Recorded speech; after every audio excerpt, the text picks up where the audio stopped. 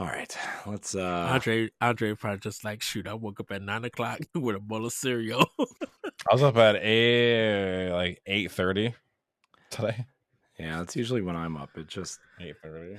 I My don't know. internal clock won't allow me to sleep like past. I hate it. Sucks. Oh shoot. I mean, mine usually won't either. It's just trying to get the bossies edited and trying to figure out the processing errors. Oh, of course, you have stuff going on, so yeah. I was up till like 4, 5, 6 o'clock in the morning. That's 4 nights in a row, gross. and That's then having disgusting. to get up at 7:30 for work. Oh my god, dude, that's disgusting. I know. Yes. All right. Anyways, yeah, I guess we should probably do the thing, huh?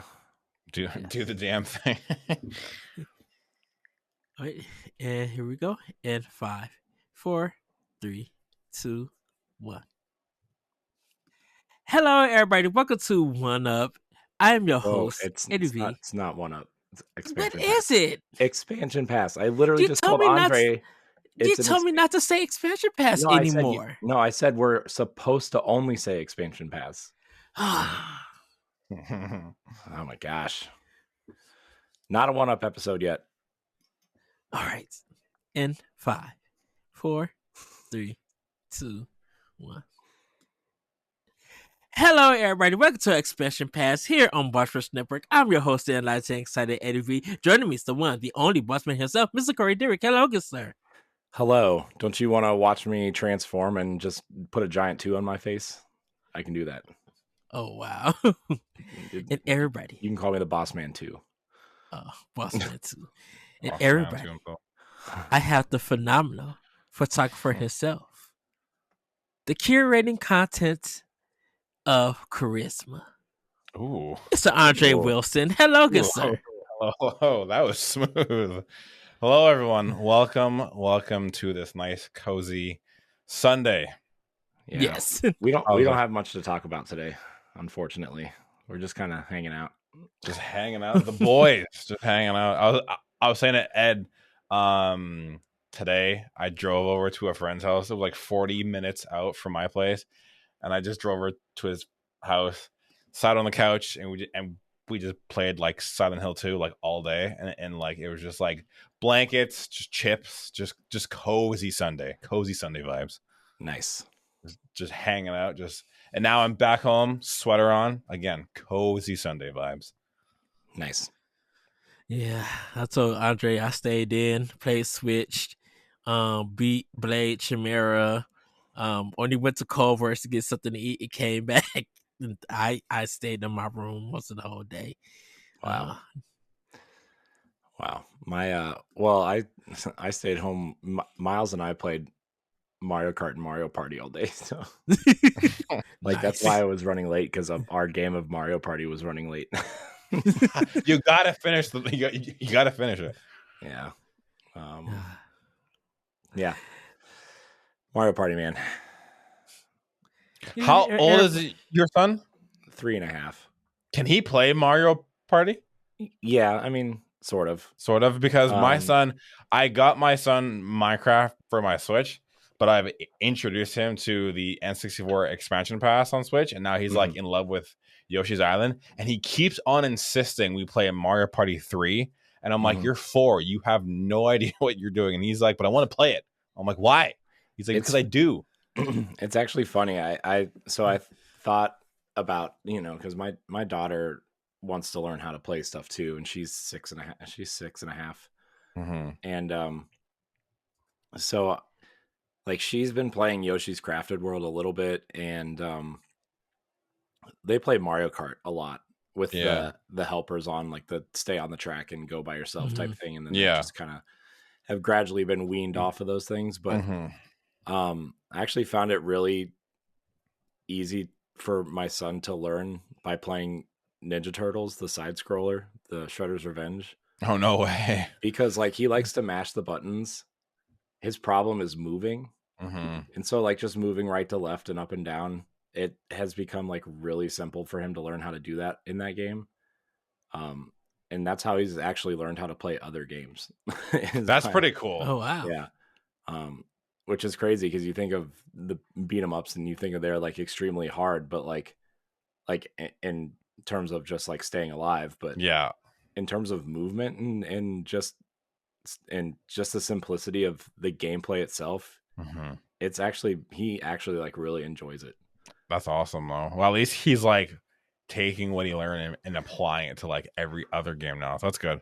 Yeah, I'm gonna have to apply that Southpaw control scheme though, because he likes to use the right stick because he thinks you move with the right stick, and I was like, no, you got to use this one, and he just keeps trying to go back to the right one. That's so funny. That's weird. Wow. But I'm not gonna no, because if I introduce the Southpaw thing, then he's gonna also use inverted controls and be one of those weirdos, and can't have that. Have no friends, Yeah. Zero, none. Well, zero friends with. I don't even think kids know about inverted. I don't think there's a lot of games that have inverted controls. Every game has them. They just have them off by default. Usually. Yeah, there many games now they're not toggled on. Mm-hmm. They're still there, but like they're just not on anymore. Yeah, I mean, even when I go to the option screen to see even like button configurations or control, it's never there as an option. Sometimes it's just like, this is the controls. You can't do nothing. You cannot customize it. You have to adjust to what we have made the game to be with its controls, and that's it. That's fair. Wow. You know what I hope doesn't have inverted controls is the new console that got announced. Oh, the Game Boy Advance 2? Yeah. SP Plus Micro? Super Game Boy Advance? Yeah, that one. Yeah, that one. With DS capabilities. Yeah. I almost like, obviously we're going to talk about the Switch 2 tonight, but I almost wish they would have called it like the Game Boy, like the return of the Game Boy or something. Like the Super Switch or something? Yeah. Like I was listening to a podcast on the way home, and they were talking about that, how like the podcast host wanted it to be called the Super Switch, but he said in reality, like Switch 2 makes sense because say if like a mom or dad is going to like a GameStop and they're like, hey, do you have like the Super Switch? Is it just like an upgraded version of the current Switch? Like Switch and Switch 2 are very like, you can tell them apart. But like Super Switch, like for older gamers like us, like it would make like that nostalgia kick would make sense. But for like newer people who don't really understand, they'd be like, well, I don't need to get the Super Switch because my son or daughter has a Switch. So it's like a PS5 versus a PS5 Pro. Like you don't need it. It's more of like, I would like that. But if you define it by like a number, it's like, oh, okay, this is the successor. Yeah, that's what Ed and I were talking about on Pal Block yesterday. It was like Switch 2 is the smartest thing they could have called it. Yeah. Because you avoid the Wii U situation, right? Where like people don't know if it's an add-on or another console or an upgrade or whatever, right? I feel like that thing was all just stupid. Well, I think you weren't paying attention. I mean, I think people weren't paying attention, but also like, you have to have marketing for the people that don't pay attention, right? Your marketing is only as good as the dumbest people, right? I mean, that's fair. But even Nintendo, when it came to, I'm gonna let you take over, Corey. But I'm like, even when Nintendo said this is the Wii U, this is our next console. As gamers, why did that not? What made it hard to comprehend?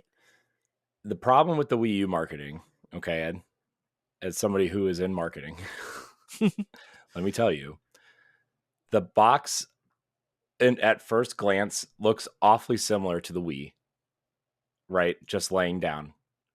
They put the tablet in front of the box, right? And then they show people playing with the Wii remotes first. Those are the first three things you see of the Wii U. Plus, it's called the Wii U, and the logo, the U logo, looks like the tablet, so it looks like you're adding on to the Wii, right? So like. That's the problem with that marketing, is that it looks too similar. They didn't show it properly. And then it's the Xbox One problem, right? Like we talked about it, yesterday, Ed, with the Xbox One and the Xbox Series S and X consoles. Like that first year, people were buying the wrong consoles. The messaging was bad. The boxes, they're, you know, like the Series S looks almost identical to the Xbox One Digital S. Yeah. And so like that was an initial problem too. So my thing is the Switch, calling it the Switch 2 is the smartest thing they could have done. PlayStation has never had the problem that Xbox and Nintendo have, but with naming conventions.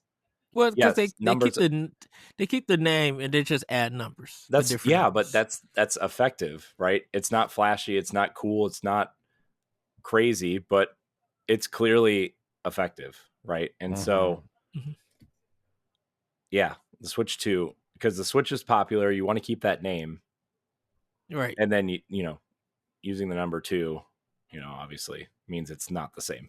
So and if they was gonna I feel like if they was gonna call it a different name, they would have developed something a little bit more innovative in its creation, in the way that it look and some of the stuff that it does and everything. So you probably wouldn't even see that it had a dock or whatever. And because Nintendo literally could just be like, well, here's a USB thing.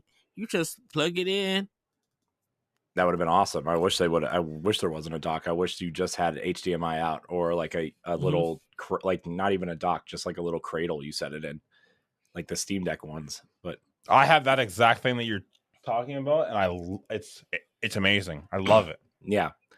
But honestly, like, you know, and again, we said this during Power Block yesterday, but Nintendo's current leadership is extremely conservative compared to Iwata and Reggie, and, you know, probably even Miyamoto too, right? I mean, and they know what's working, and they know that third party is going to drive, so they need that power. But they also see like the rise of you know, the portable PC market, right? And so they want to make sure Nintendo stays ahead of those markets, right? And they want to make sure they get that install base in these consoles before PlayStation and Xbox brings out their portables, right? Because you know they will. Yeah, Xbox has already said they're going to bring one out in 2026. Yeah, and I mean, like, I've heard a rumor that apparently Sony's going to revive the PSP. So yeah, and I'll just say this: they do that. I mean, woof. Let me tell you. Yeah, it's going to be an interesting thing, and I think we'll do an expansion pass, and we'll get Laurent in on this too, and maybe it'll be me and Ed, Andre, and Laurent talking about, you know, the Steam Deck and the ROG Ally, and then just like handhelds, and how like they are proving that bringing your there is room for a handheld space as long as you can play wherever you want, right? Me and Andre had that little conversation before we started. Like and we even talked about this in Power Block Quarry, that, you know, I told Andre, I'm like, right now with the Nintendo Switch 2, I'm like, Microsoft and Sony is not going to be able to compete with Nintendo, because in this point in time, it's going to have to be Valve and the ROG Ally and all of them handheld PCs. They're the ones that's going to be competing with Nintendo, because Nintendo could change stuff with their hybrid console at any times. And Valve them can't do that. I'm like, if you upgrade it, you put in more memory, probably a different screen, and that's really about it. You're not gonna do anything with any controllers or stuff like that. You're just gonna upgrade the thing to run a bit faster, have more memory, and that's it. And that work. That's work for them. The handheld PCs, like. I don't think they are in a space to innovate where Nintendo can. And so the competition is going to be like, okay, if Nintendo is doing all of this and just out of specs and power and all of that, if Nintendo is doing this, Valve and ROG Ally, are you going to step up your game to meet them or surpass them? And if they can't do that, then what? Then what's getting those new consoles or those new handhelds gonna do for you? Just to play something a little bit better? Oh, yeah. You know, because when it comes to Steam, everybody just hope, oh, I hope this game is Steam Deck verified, and that's it. Yeah, I mean that's the thing, right? Is like Steam users want to play their, like and Steam's tried, right? They've tried with the Steam Box. They've tried multiple versions of Steam OS on various platforms that just kind of didn't really work out.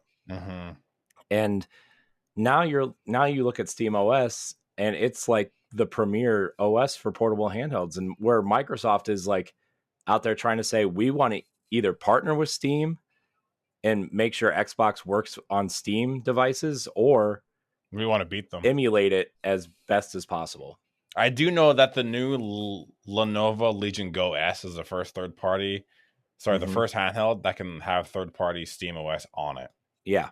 I do know that. But yeah, I mean, like, the Steam Deck, like, Steam OS is very simple, and that's what I think I gravitated towards the most buying a Steam Deck, is I was like, I just want something I can turn on and just play my games, and that's it. There's no having to boot up Windows and drivers. It was just, I push a button, it turns on, I pick a game, it turns on, and that's it, right? It may not be the most powerful handheld, but I'm not sitting here for like 2.5 hours playing something. Like, I have a job, I have kids, I'd like to do other things. But it is nice to have the convenience of playing AAA games on the go. And I do think this year is going to be a big year for handhelds. Either it be the Switch 2, new things from Valve, ROG, Sony, Xbox. Like, I think handheld gaming is definitely going to be a bigger thing moving forward. I think it's because of Nintendo having that history of handheld gaming, but that handheld gaming was separate from consoles, because handheld gaming had its whole own library. It hasn't had a console library until literally the Switch has came.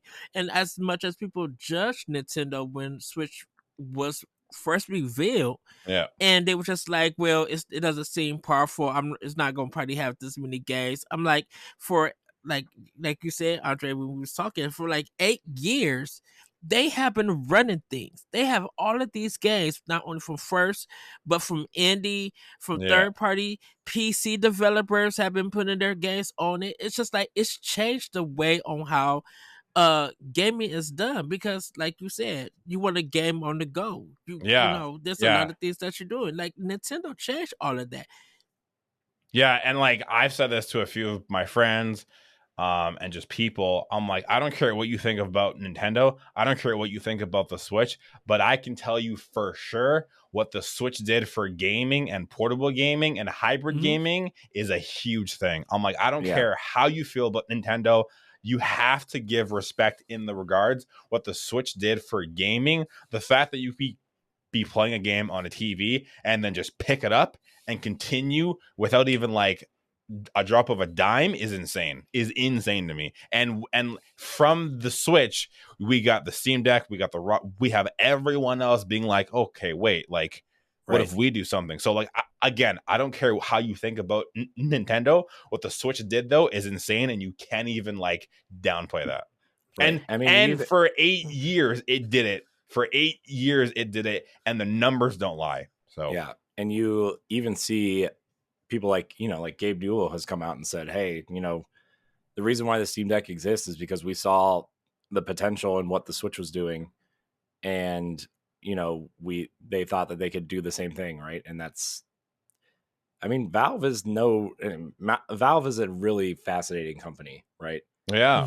And the fact that they're still privately owned is mind-boggling. And when at the end of the day, when Gabe decides to sell that company at some point, which he probably will when he retires, right? Like, that company is going to be worth so much money. Oh, for sure. Like, my God, yeah. His like great grandchildren are going to be wealthy. His family tree is set. Yeah.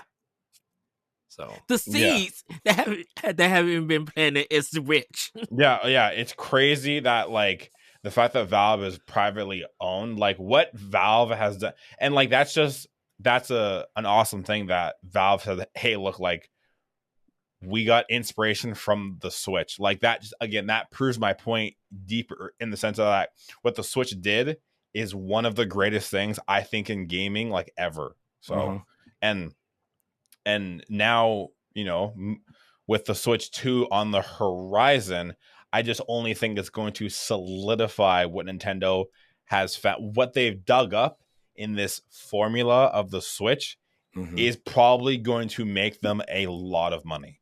Yeah. Well, yeah, definitely. Well, we were talking about the Joy-Cons, how now they're gonna probably be used as a mouse for some games. So now, not only can really the Switch 2 is gonna almost in a sense be like, okay, this is not only your console, not only is this your handheld, this may be your reason for PC gaming.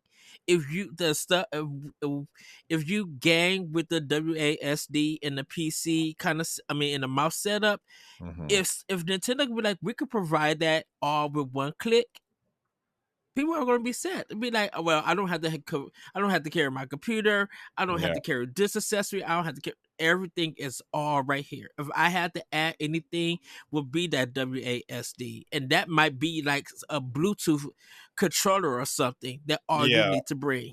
Yeah. I do think though, like in terms of the games that people want to play on PC, like mostly I'm thinking FPS mostly like the first person shooters and other type of shooters, right? They want that frame rate, and then that's where Nintendo will probably lose them, right? I think that's okay, because if I'm not mistaken, Nintendo has only ever focused on just making like fun games. Yeah, no, right. That's what I'm saying though, is like I think that the effort is being shown that they want new types of players in the ecosystem, but at the end of the day, they're not going to make sacrifices. The people who want to play, like Sony's or Herman Hulst, the co-CEO of PlayStation, has kind of come out and said, yeah, the reason why we're putting our games on PC is that PC gamers have just proven that it doesn't matter really the exclusives you put on your console. PC players are just never going to go out and buy a console. They want to play on their PC. And so, they're experimenting on trying to get people on the PlayStation platform in other ways. And Lego Horizon was probably the first example of that, right? And I expect to see many other examples when the Switch 2 comes out. Like, older PlayStation games, like I would say like Sackboy's Big Adventure would probably be one they would try to put over there and see how it does. I don't think you're ever going to see the newest God of War on there or whatever, but on the Switch, yeah. But I could see them like that Greek saga that's been rumored for PS5 for a while now, like the first arc, right? Like I could see them maybe trying to put that on Switch a year after it comes to PlayStation. I could maybe see like the first 3 God of Wars. That's what the Greek saga. Oh yeah, pardon me. Yeah, okay. Sorry. Yeah. I mean, I would say probably all 6 of those games, the PSP games and Ascension, the prequel that came out. Yeah, I mean, they did Batman on like the Arkham series on the Switch 1. Yeah. Right. So and that was the Switch 1. So now we have the Switch 2. I'm sure there's going to be a bit more experimenting in the sense of what can we port that actually runs pretty well. I think it's going to be. I think if in order to get more Sony on Switch 2, I think Microsoft and ZeniMax and Bethesda are going to go hard because. Well, we already know Microsoft. I mean, I think that's why Switch 2 was announced early, to be honest, because I think Microsoft is going to say that they're bringing games over on Thursday. Yeah. But Bethesda not saying Bethesda having a hold, and I'm only going with Bethesda because I know if they could get the Doom trilogy on there, the modern Dooms, the ones that's coming out that came out on Switch 2. On Switch 2, if they could get Eternal and Doom 1 are already over there. I mean, they're backwards compatible and they're going to be upgraded. But I'm just like, if they get like the third game, if they have the trilogy for anyone who hasn't. Yeah, right. If anyone hasn't brought those games on Nintendo Switch, I think people are going to probably get all 3 of those games and play it on Switch 2. I think if we're getting, and I'm speaking of this in still on the PC mind of the mouse and keyboard kind of shooters for first person shooters. Bethesda has a lot of them, a lot of games that they could go on. if Microsoft be like, yeah, you can also play it on Game Pass, but you can play it on our box, you can play it on Windows, Steam, and also Nintendo Switch. I think that's going to get players to be like, I'm going to get this one on Nintendo Switch because I can play it on the go and everything. You know, and if this helps it.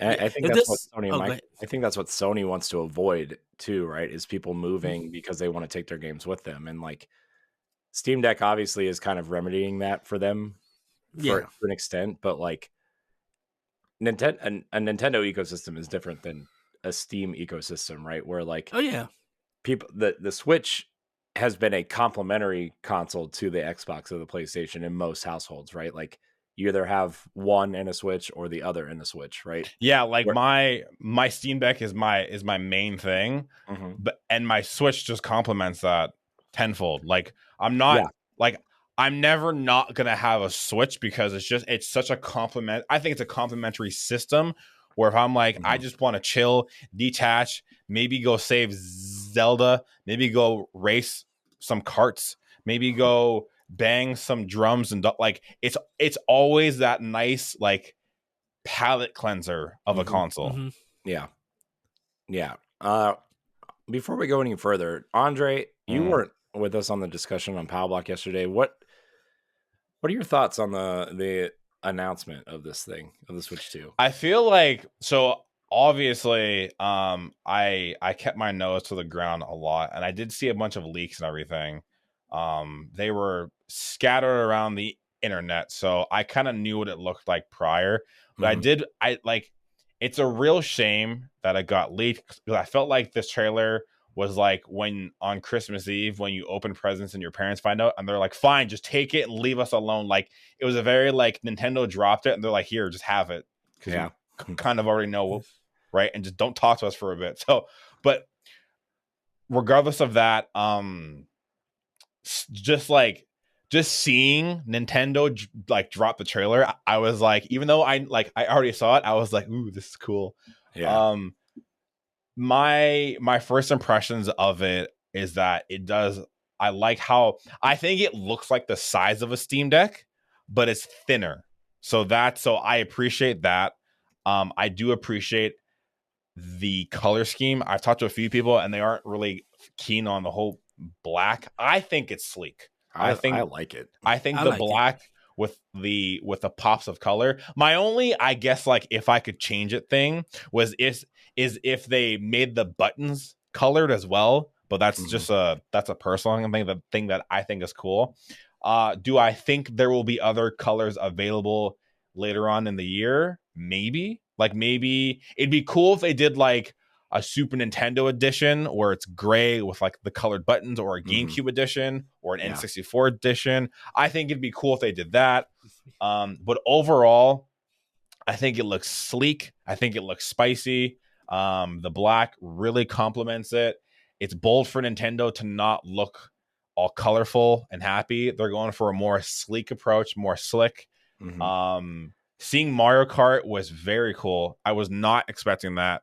And I don't know if anyone has caught on, but seeing 24 spots on the Mario Kart track got me excited. I was giddy because I remember even watching it too. I paused it and I was like, hang on, that's 24 people. Hold on. I was like, are we getting 24 people in Mario Kart? Because that is just pure chaos. Like, and I even was talking about it in a YouTube video I made. Like, where can Mario we find that Kart YouTube video? Sorry? Where can we find that YouTube video? Andre Wilson, Jedi Master Binks at youtube.com. I am plug portable Papa Deck Daddy. You can find me there.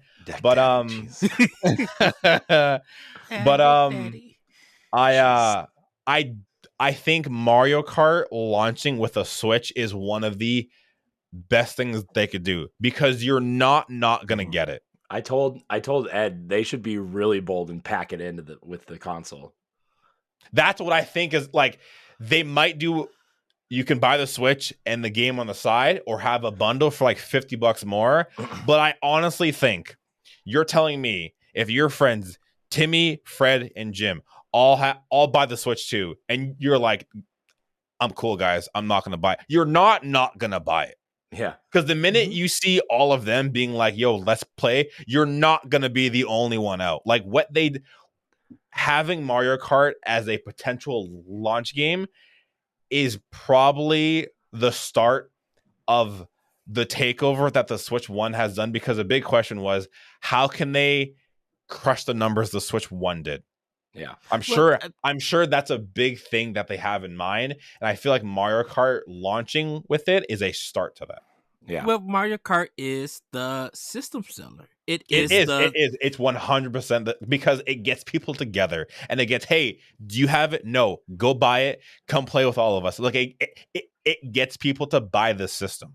Right. And you know what I found out? Like, so there a lot of times when I'm like, and Andre, I'm sure you get this way too, like editing video, and like you have this big project you're working on, and you're like, yeah, oh my gosh, I just feel like I'm working all the time. And then like you wrap up that project, and then like your kids come down and start playing a game with them, or like, you know, like this weekend I played Mario Kart and Mario Party with my kids, you know, almost all day today. Yeah. Even my wife jumped into the she never jumps in. And that's crazy. Like, I'm like,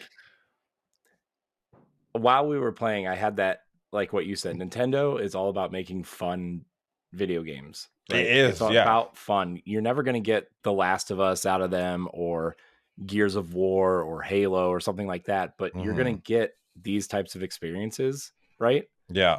And like experiencing that today, like I have that kind of revelation every 6 months or so, like when my kids want to play, and I'm just like, this is what this is supposed to be, you know. We get so wrapped up in the news cycles and the politics of things, and the weird things that go on in the game industry these days, like life in general. And it's just like, man, I forgot that this is why we play games right here. It's not, you know, yes, we like good stories in games, we like good, interesting, kind of sometimes controversial things happening in games, but like, I don't know, man, it just simpler times. Sometimes the escapism could be fun, you know, just fun for us getting away from focusing on life stuff and just enjoying the moment with other people, of us laughing, creating those memories of, you know, messing up or winning a challenge or beating the game all together. That's what gaming is kind of is for, in a sense. Yeah, like it's a nice palate cleanser when I'm playing Ghost of Tsushima and I'm like cutting people down with a sword and everything, and then I go downstairs and I can play like Yoshi's Island with my son, or watch him play like Minecraft, and he's like, Dad, look, I can make a golem, and I'm like, how? You're 4. I don't know that you could do that, right? But my kid can't tie his shoes, but he can like oh yeah, dude. Yeah, like my son is like, we're like in the midst of potty training and it works and like it's going good, but my son can make a house in Minecraft with like a library room and a bedroom, and I'm like, you're 4. How do you know how to do this, right? And to backpack off what you said, Corey, not even just like with our kids, but even with like us, like at the age we still get giddy when a new Mario game comes out and a new Zelda game comes out, and I'm still like, look, I'm playing it before anyone else does. Like, if my kids are like, can we play the game? I'm like, I have to first because I want to. Dude, I'm excited to jump into the new Donkey Kong game that just came out. The new old Donkey Kong game. Yeah, right. So, but like, it's just and I don't know if that's just the Nintendo effect, but like I only really ever get it with like Nintendo games. Like I've said this before on here, the Legend of Zelda: Ocarina of Time, I will boot up once a year and just kick back and just be like, let's do it again. Let's go save her again. You know what I mean? So I don't know if it's the Nintendo effect, but it does. The Nintendo systems just bring people together, and there's smiles always. Yeah. So and I can't see the Switch 2 just not doing that. It only improving on that. Yeah. I mean, my thought on the Switch 2 is that I think the adoption rate will be slower, to be honest with you, because, you know, they're moving from one of the best-selling consoles that just had another record-breaking holiday for some reason, right? Yeah. Like still selling like 2 million units over the holiday season. And now, you know, being at what, like probably almost 150 million units now, right? Closing in on the PS2 Yes. record. Like the Switch had the thing going from the Wii U to being the Switch and what the Switch currently is today, right? Whereas now we're at a point where maybe people don't want to move on right away. It depends on how Nintendo supports the Switch moving forward, right? With you know, my thought is the Switch's lineup for the rest of its life cycle is going to be remakes and remasters, right? Kind of, yeah, essentially. Yeah. And then like the Switch 2 will have like the new games, right? But like at the same time, I think the Switch 2 is going to sell. I bet it sells just as well as the Switch at the end of its life. I really do. Yeah, and I was talking to Ed too. Like, I think a lot of people right now are just kind of holding their breath and waiting for the direct in April to see like spec wise, like what can this thing do, hardware wise, spec wise, and like, you know, the rumors of getting like major AAA third party support, not just like, you know, I mean, PlayStation gets Final Fantasy VII Rebirth, which is amazing, and you know, then we get Octopath Traveler 1, 3, right? Which is like Octopath Traveler is an amazing game, right? It is, but it's a game that the Switch can handle, unlike Final Fantasy VII Remake or Rebirth. Yeah, and the big rumor right now is like Square's going to start bringing all those games over: 7 Rebirth and Remake, 16. I've heard like Metal Gear Delta, Final Fantasy, Red Dead 2 might come over, like Metaphor, and I mean, again, you have those games alongside Mario, Zelda, Link, and everything. Like, that's what I'm saying. That'd be insane. That's what I'm saying. You get those types of games, you know, on this handheld. Like people will sacrifice the quality of a console to take it with them portably. I mean, we saw that with Wolfenstein and Doom right away, right? Like started with The Witcher 3. Yeah, I mean, The Witcher 3 also sold like 3 million units on the Switch. What, like, why? You know, I mean, and I mean, because the thing about it is, definitely you're gonna get the Japanese, because the Japanese market, once they see Dragon Quest 12 on it, like if Nintendo puts Dragon Quest 12 on Switch 2 as the like, you know, the reveal of how the game is gonna look, that's going to blow up in Japan. That's gonna get people to be like, oh, I definitely need a Switch 2 for this game. I mean, they're still gonna buy it for Switch and everything, but they be like, oh, the reveal of this game is on the new console and Nintendo got somewhat the exclusives to show up first. Yeah, I'm gonna need a Switch 2. Yeah. You know, because I think like a Mario 3D game, we probably would get it. I'm thinking later on in the year, almost like we did Odyssey, that we got it later on in the year. It's either going to launch with, I think my guess is that it launches with Mario Kart, and then the Mario game will be the holiday game. It's gonna be. I know I went like this, and my camera has the weird. I need to turn that stuff off, man. That's I did already. Yeah, that's why I can't do it. Because I think definitely, you know, Splatoon is going to be a big one. Yeah, I bet Splatoon 4 is already. I bet if it's that game's out within the first year. Yeah, Splatoon is going to be a big one. Fire Emblem, the whatever version, is going to be a big one. Me and Corey talked about Monster Hunter Wild, but I feel like Capcom is probably doing insane. But I think, see, this is the thing about it. I don't think Nintendo's going to get WoW. They better. I think they would be dumb not to, is my opinion. I think Capcom and the Monster Hunter team is cooking up something completely different for Nintendo. Like Nintendo would get it first, and then everybody else would get it. I think it's the let's do this particular game for the multi-platform, and then let's jump to Nintendo and keep bouncing back and forth that way. I think that's what the Monster Hunter team is planning to do. I think that's a bad idea. And I think you're wrong, but that's okay. But it's been making them money and they're getting them sales. That's the thing about it. Because everybody gonna look at Capcom. I need a Okami 2 to be on my Switch 2. Like, I bet Okami 2 sells 100,000 copies. I don't think anybody really cares about Okami 2. I think people do care about Okami 2.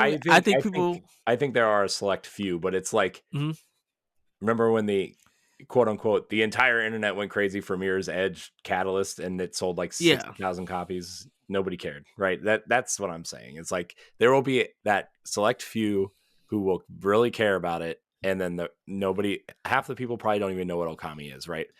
But I mean, again, Capcom is able to do that because of the money they bring in with Monster Hunter. And I mean, the one game I think will be on Switch too, honestly, is Kinetsugami, that strategy game that Capcom put out on Game Pass last year.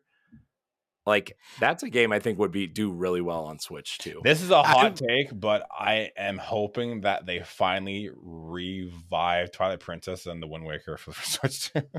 I mean, that's what I think those games are going to come out on Switch 1 and be backwards compatible.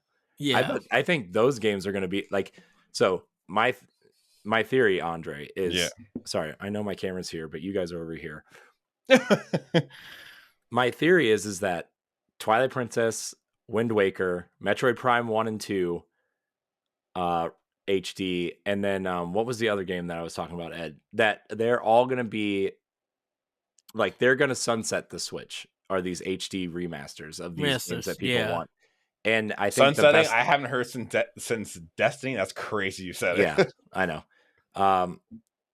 I think those are the games they're going to sunset the Switch with, because you can play them on Switch too, right? Like send the Switch off. Yeah, and like people who don't upgrade right away can get those games and play them, and like you're going to sell those games into an install base of 150 million. You're saying you're going to sacrifice what? Let's say the Switch 2 sells 5 million units by holiday, right? Mm-hmm. You're going to sacrifice 145 million potential players? No.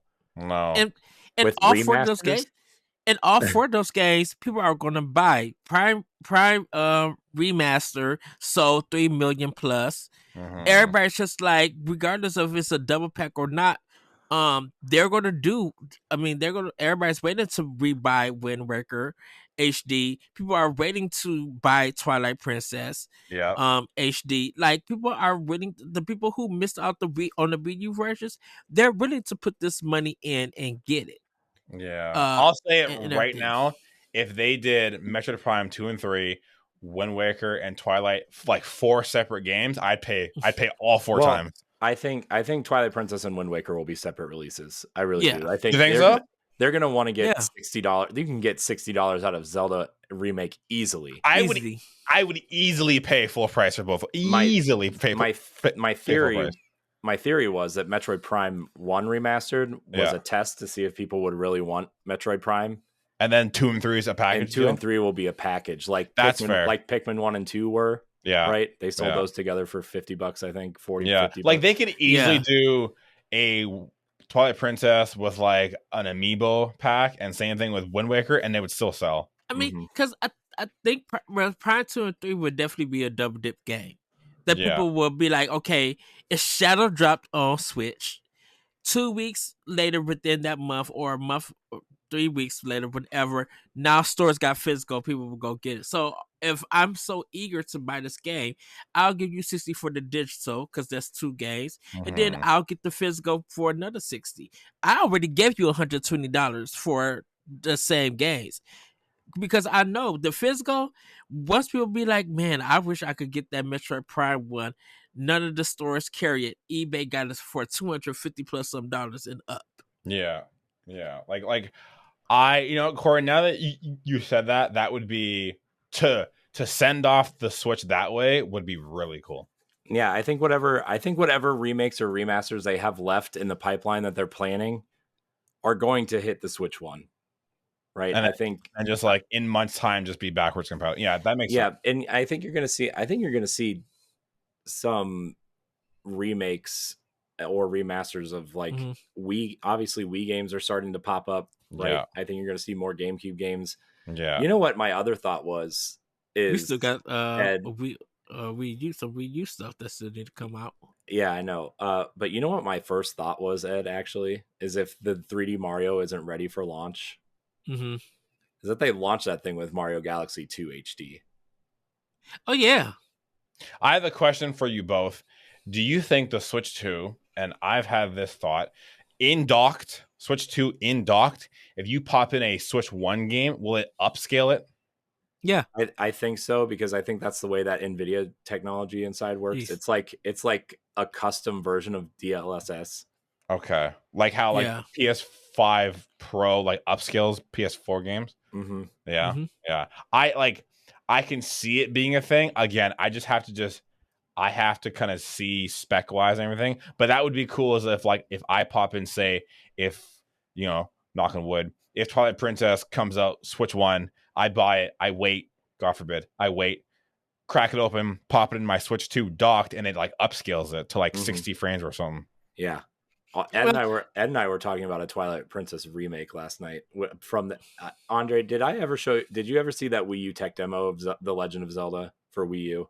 Where he fought the giant spider? Yeah. Yeah. I still need that game. I still need it. Yeah. I literally told Corey, I'm like, what if they took that game, took that demo, made it as a game, but upscaled the graphics, like really give it some even more polish and detail, and be like, this is the next Zelda game. I mean, Ed was teasing me with a Twilight Princess sequel, and I got really upset thinking that that's never going to happen. I don't even know like what you would do for a Twilight Princess sequel, though. You would put the mirror back together and go find Midna. Yeah. Oh, that'd be crazy! Oh my god! Spoilers, I guess, for the end of Twilight Princess. It's been out for 1,000 years. Yeah, it's 22. It's 20 years old. If you haven't played on GameCube, Wii, or Wii U, yeah, they've re-released it 3 times. Go emulate it at this point. Yeah. Well, don't emulate it. Find ways to play it. Play it. I just said find. Look, I just said find ways. I don't. That would be find it. That would be a crazy sequel. Oh my god! But it looks like that Wii U tech demo. And the thing about it, Anuma, Monolith Soft, and the Zelda team can easily do it. Yeah, I mean, we are like, you know what that would do also, Ed, is like, I think that's an awesome way to keep, like, you know how people have been wanting quote unquote traditional 3D Zeldas back after Tears of the Kingdom? Yeah. I think that is a great way to have your 3D Zelda games, your traditional ones, is to make sequels to the already existing 3D Zelda games.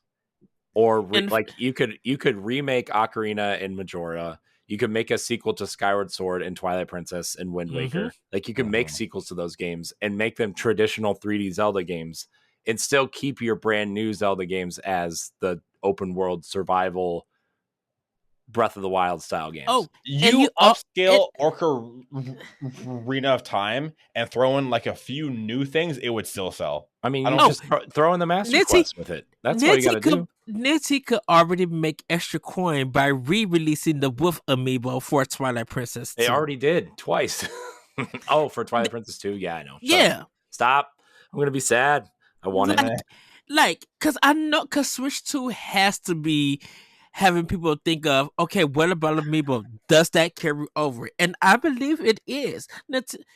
If Nintendo had you invest in all of this stuff for the amiibos and they still are making money from releasing them, it'd be crazy of them not to do it for the They next would Zelda be game. so silly to be like, yeah, sorry, you can't use your amiibos anymore. That would be insane of them to do. But you already got the backwards compatibility for the games that still use it, so why would you cut that functionality off? Exactly. Yeah. Have I ever told you guys about like my theory for like if they were to go like a sequel to Tears of the Kingdom? Have I ever told you guys like my thought? I think we talked about it at one point, but I don't really remember. I'm going to be honest. Like them going on a boat and exploring. Yeah. Yeah. Okay. Yeah. I can't remember if I did, but yeah, like. If you were to remake Ocarina and Majora's and then just make sequels to other games, I don't care who you are, it would still sell. Yeah. They would print money. By the way, I've been seeing a lot of like, because everybody hates Twilight Princess until recently when I've seen a lot of people say, man, Twilight Princess is actually pretty good. I'm like, yeah, it is. Like, what do you mean? Yeah. It's the best Zelda game. It's my favorite Zelda game. It's one of my favorite ones. I think in terms of the traditional 3D Zelda is my favorite. some really great dungeons. I still love that Ice House dungeon. Yeah, I think it has just great so good. tones. I think the wolf amiibo is sick. I think it has some of the coolest moves. The fact that you meet the hero Shade who teaches you moves. Like, I still think one of the coolest things in the game is when Link jumps up and then like impales you on the ground. Like, the tones, the story, the gameplay, the atmosphere, Midna's lament, the music, and everything about Twilight Princess is just awesome. I love it. Yeah. I love it. Do you know who Aaron Grubb is? The musician Aaron Grubb. I've heard that name before. Yes. Yeah, you should on Twitter. Yeah. Also, I think Celeste did the ad read during the pre-show recording for the Bossies. Yeah, you should listen to his Zelda music. I'm gonna have to. It's amazing. Is it good? Okay. I'll keep that. I told him, he asked the question, if he could taking some Zelda music and putting them in different genres, what would you like to see? And I told him I would love for him to do disco and gospel. And just see how that would turn out. There's tracks in the Zelda universe that could be turned into different genres, and I would love to. I can see that. I can see that. The forest thing in Ocarina of Time. You turn that to a gospel shout track. You could do it with ease. As many people has turned Zelda music to like hip hop beats, you can turn it to different genres. You probably could. Another good one that like is a close second is probably Wind Waker. Mm-hmm. Like a close second. I've been thinking about replaying Wind Waker recently. I was having a conversation about Wind Waker with Jess Rappaport recently, and because she just replayed it, and it was like, man, now I kind of really want to replay Wind Waker because it's like really good. Yeah. Oh, question for the team. Do you guys think Switch 2 launches, since we have GameCube expansion, or sorry, N64 expansion pass, and Game Boy Advance? Do you think Switch 2 launches with a GameCube expansion pass? No, because they're making so much money off of the GameCube sales. Yeah, the Switch remakes. Yeah, all the remakes. I mean, we did some sort of expansion pass on the amount of GameCube remakes that are on Switch, whether they're from Nintendo or not. Yeah, there's almost 30. Really? Damn, I didn't know that. That's crazy. Yeah. But no Star Fox Adventures yet. Nintendo, come on. Oh, that's fine. We don't need. Oh, I know. I love that game. Now, tricky. Dreamcast NSO would be the thing that they would release. Yeah, I think it would be really interesting if they went to other consoles and started putting their games on, or like. The thing is like they've already almost exhausted their first party stuff, especially on the NES and SNES, right? And like the third party games have sold collections, and they're making too much money off of the collections they're selling to put those games. Like, you're never going to see Mega Man on there because the Legacy Collection sells too many games, right? So yeah, Castlevania is another one. I think they're going to have to do something. I don't know what they're going to do exactly. So much speculation. Yeah. I mean, I think it would be cool to do like GameCube and Wii and stuff like that, which honestly, I think if they keep the Switch going, that'll happen eventually. But I think at some point they're going to give you a choice to buy the remake or remaster or whatever they're doing of those games, or sign up for Nintendo Switch Online and play the originals, right? So, because either way, you're spending money on the game, just either digitally or physically. So, yeah, pick your poison at this point. Yeah. Which, I think putting GameCube on there, people would sign up, because you know how people complain about how it's too expensive to pay $50 a year. Right. For that. Yeah. You keep the same price, but add that on there, people will heartbeat. Yeah. In a heartbeat pay. I think if they doubled the price of expansion pass, I would still pay for it. I think I mean, you think about what you pay for Xbox Live a year or PlayStation Plus, it's like $120 minimum. Oh, I think PlayStation, it's like the core version of it is like $80 a year now. Yeah, I don't know. I think in Canada it's like 100. I think. Yeah, but still, that's it. But that's and that's for core. That's not for like premium or anything. That's just for the base, Right. which is crazy to me. Yeah, it's to the point where like, it's to the point where like I think I'm going to get rid of my PlayStation at some point because I don't ever play it. Those games are available on. So what do you have? What do I have? Yeah, like PS4 or PS5. My PS5. It's a digital PS5. I think I'm just going to get rid of it at some point. And like, if Xbox makes a handheld, I might get rid of those consoles too and just have those around because like I don't use my Game Pass subscription. I'm paying for PlayStation Plus for what? I don't know. I downgraded it for the first time in like over a year. Dang. To Essential instead of what was it?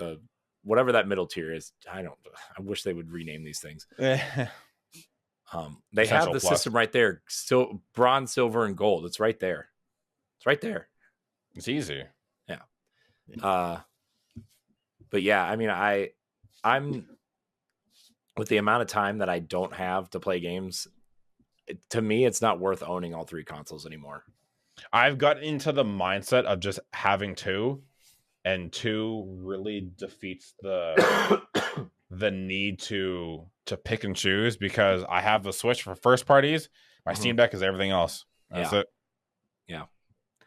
So, I mean, like I like having Game Pass and I like having my Xbox for Destiny and stuff like that. But like, the way outside of that, I mean, like, you don't need Xbox Live for Destiny. It's a free to play game, so you don't need to pay for it. You can if you want to, but at the same time, yeah, I know. But I mean, like, you know what I mean? Like, you don't have to. And for PlayStation, it's like not even worth it anymore. You know. And it's I have to pick one or the other to keep, right? But honestly, it depends on what Xbox is trying to do. Because if Xbox is going away, like the consoles at some point, which I know they said they're going to release one more, right? But like, and then just call it quits. Eventually, that console is going to go away, and they're just going to be a third party publisher. I think the only reason why a new console is coming out is because Phil's pushed for it, and he's going to see that console come out and retire. Right? That's my opinion. Yeah. And Sarah Bond is going to take over the Xbox division, and which she kind of already is anyway. And then it's just going to be Xbox is going to be a third party, and I think they're eventually going to even sunset the Xbox name, right, and make it Microsoft Gaming Studio, Microsoft Game Studios again, right? Like, I don't know. Could you even see Microsoft doing a Sega? Yeah, just going from first to third. I mean, they already are. You're seeing it right now. It's just that they have the means to keep a console on the market, and Sega did not. You know, that's the only difference. Because like Sony, I think Sega is somewhat in the position of releasing another console, but they're not even going to be doing the mini consoles. I think they're. Yeah, we had that discussion that Sega is actually probably out of everyone who could like. Who has the IP to sustain a console, it would be Sega, right? With, they own Persona, they own Metaphor, they own Yakuza, they own Sonic, they own, all these classic IP like Jet Set and Crazy Taxi, and they have their MMO and Phantasy Star Online, right? They have everything, right? But like the R&D that goes into console development would be horrible. Right, they would spend too much money, and then they would just find themselves in a bind. Right, to have all these years of success and non-success, and just their business accumulated to what it is now. They probably wouldn't want to risk putting a console out, especially if like EA is not going to support it, or Microsoft is not going to support it. If they don't get like those kind of third party, Sega, sadly, wouldn't be strong enough to live off of their first party games and everything. Yeah. Well, I mean, they sold off Visual Concepts to 2K to stay alive. Remember? They had NBA 2K locked up. That was their game. Yeah. And to stay afloat, they sold that and then sold the rest of the company to Sammy, right? That was the whole thing. Yeah, I still don't know how they sold it to Sammy. I had to read about that story. I didn't even know that they sold it to him.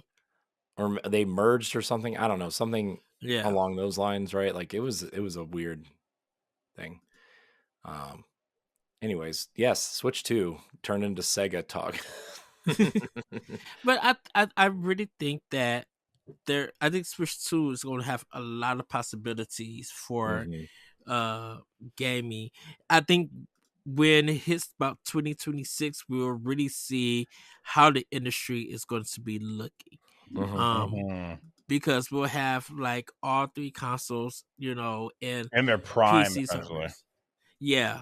And so, it'll be like, okay, this is the first year for Switch 2. Let's see what they do from January to December with the other consoles and other handheld PCs. Speaking of Switch 2, when do you guys think it's going to come out? I'm thinking November. I'm thinking September, because it'll give you time to, like, you want the hardcore to buy it initially, right? Yeah. So are you guys buying it or thinking about buying it day one? Yeah. Okay. Yeah. I'm going to try. Yeah. Yeah.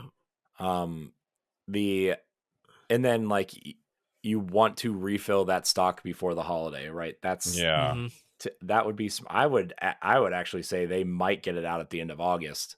I'm thinking like a summer launch, like maybe I've heard June. I've heard sometime in June is when because I've heard that so the Nintendo experiences that are happening around the world. I don't know if you guys are going, but the last one ends in June somewhere. So I'm thinking like maybe a week after that is like when it will come up, because that way you have the summer to play it, restock for the holiday, and then just go hard. So I'm hoping that they have it at PAX East this year. Like if we could get our hands on it at PAX East. I thought about that too. I really would love to get my hands on it, because I know the lines are going to be super long. Yeah. But like for the content creators and like us at Boss Rush, we're going to try to get in that line. Least, like have my hands on it and just give like a short speech about it. Right. I would enjoy that. Nintendo knows it's going to want that coverage of what everybody thinks about the system. I think on top of that, Ed, sorry, I didn't mean to cut you off. Oh, no, go ahead. I think on top of that, like you're going to see all these indie studios wanting to put their games on Switch too. We remember last year at PAX, I'm not going to reveal who they were, but they were planning on showing their game on Switch 2 last year at PAX. Yeah. They told us that they had access to stuff for Switch 2. Multiple smaller developers said that. So like, they're ready. They're ready to put these games out. Yeah. I think the launch games for Switch 2 are going to be so like all over the place, but in a good way. Yeah. Well, I think we'll probably get another Bomberman from Konami. I think we'll probably get some new NSO games for it. I think if people will have questions about the cloud-based games for the system. How and more of how would they run on Switch 2, and if those cloud-based games are going to be worth the purchasing and everything. I think when people, like you mentioned, the upscaling, Andre, I think games like Princess Peach, the Princess Peach games, both of the Legend of Zelda, like Echoes of Wisdom and Link's Awakening from Grezzo, people going to try like those kind of games that had the technical problems. Those are the ones that's going to get tried on, is to see what can the system do. Does the upscaling work, and does the system give it a better performance? I mean, I wouldn't be surprised if they tried to show that off during their thing next in April, right? Because like I was telling Corey, Andre, I was just like, Digital Foundry is going to get a workout with Switch 2 in their games. That's gonna get a lot of views and a lot of content. That's gonna draw people in to be like, okay, if we want to know how this game really, really does on Switch 2 compared to the Switch 1, Digital Foundry is gonna be the number one source that people go to. Yeah. I think there's a lot of indie companies that are like, hey, we want to be in on the action. Oh yeah, for sure. Oh yeah. They know that's been the best place for indies since the Vita died, right? I mean, honestly, they have seen the success of their games being on Switch, because I'm like, Switch led them to not only selling well on digital, but people double dipping for their physicals. So that's been keeping their businesses really afloat, and everything. So it's gonna be like, oh, go ahead, Corey. I know overwhelmingly the indie scene is kind of like, there is so much trash on the eShop every day that you open it and there's like, oh my god, the amount of BS on the eShop is, and like the amount of games that I see on there that are like inappropriate. I'm like, this is insane. I'm like, Hentai why Legends 3 Pro Deluxe Edition? That's like, it's like $39.99, but they put it on sale for $1.99, so you buy it. Yeah, like, look, I'll buy it. No, I'm just kidding. But it's just like, it's look, that's the other memory card, guys. Yeah. Relax, guys. Anyways, as I was saying, it's crazy the amount of like nonsense, and the eShop is just laggy. Like, let's not get started on the eShop. The eShop is a horrible service. I'll say that the eShop is bad. It is laggy. It takes forever for things to load. Like, it sucks. I'll be very honest. It sucks. It's bad. It's really bad. What's one feature that you guys are really hoping that the Switch 2, like my hope is that we'll be able to like customize like our home screen with like wallpapers, or like boot up like the boot 3DS up animations or something. Yeah, right. Like stuff like that. Like, I think that would help personalize your Switch a lot more. Yeah, I think that's coming, Andre. I'm going to be 100% honest with you. I think it's coming. I hope our theory about that screen they patented comes true. What screen? This was the other thing Ed and I were talking about, Andre. There's been the thing has resurfaced that Nintendo patented an attachable screen in 2022. Oh, because now it has the USB-C on top, so then they can do. But you can flip it two different ways, right? And there's a screen on each side of it. Okay. And whichever screen is on, the other one turns off. Got it. So my thought was, you can plug it into the top of the Switch 2. Yeah. And it becomes a DS or a 3DS, and you can play, and they'll start putting DS and 3DS games on on NSO, right? Yeah.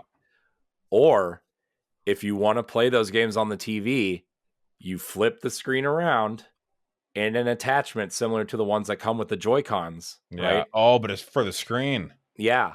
And it becomes your Wii U gamepad type situation. That would be revolutionary. And that's how you get your DS and 3DS games on there. Right. Now, whether they're remakes or remasters, or that screen itself has a cartridge slot in it, which would be awesome. That'd be kind of crazy. I'm just saying. Yeah. So now, speaking about the screen, do you guys think LCD or OLED? LCD. It's LCD. Yeah. Okay. Yeah. Fair. I've heard tons of people say that. Yeah. I mean, they haven't confirmed, but I think if it was an OLED screen, people would have been leaking that already, right? Yeah. And I mean, like, LCDs come a long way. Yeah. And they want to keep that price down too, right? And they because if they do OLED, they have to hike up the price.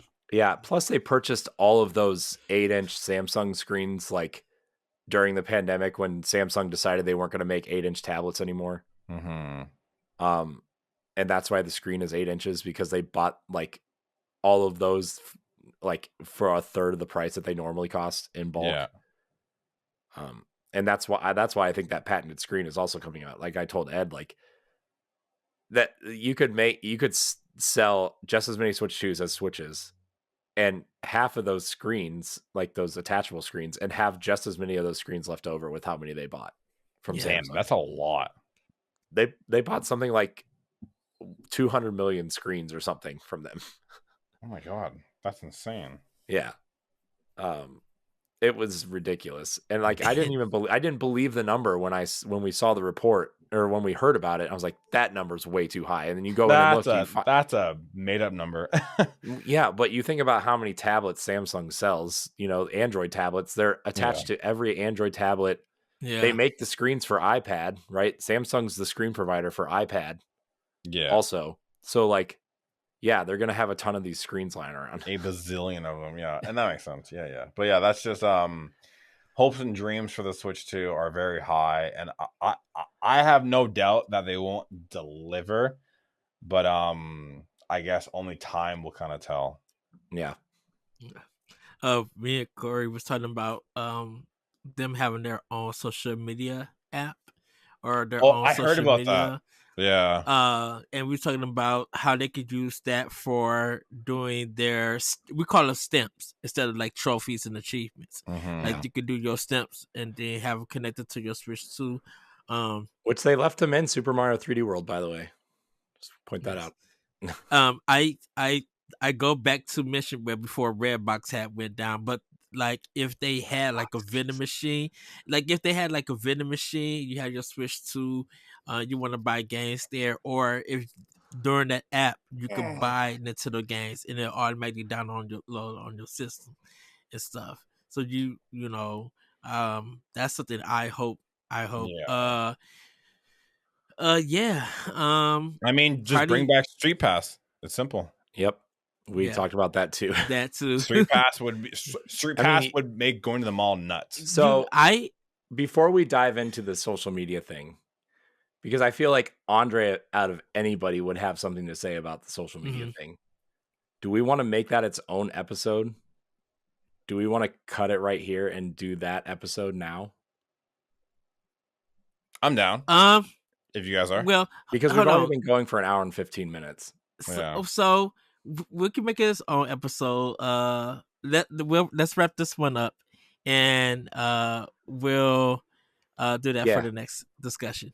So everybody, this was Expansion Pass. Hopefully you guys enjoy it. And Andre, thank you for joining us. We're gonna come back with more discussion about Switch 2 because there's a lot of speculation of what the system could be, about the specs, but this social media app could be a big thing for Nintendo. With that, everybody, we'll see you next time on Expansion Pass. Bye, everybody. Goodbye. Goodbye.